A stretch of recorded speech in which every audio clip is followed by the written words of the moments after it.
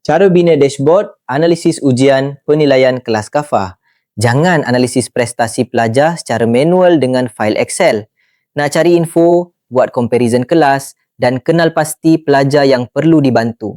Memang lambat dan buang masa.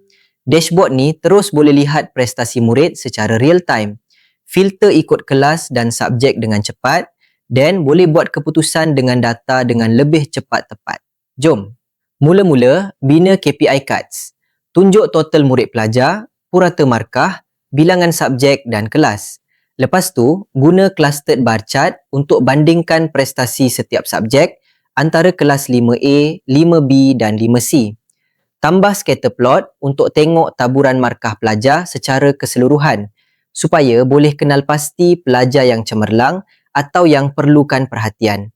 Guna juga donut chart untuk tunjuk peratus sumbangan markah bagi setiap subjek dengan lebih visual.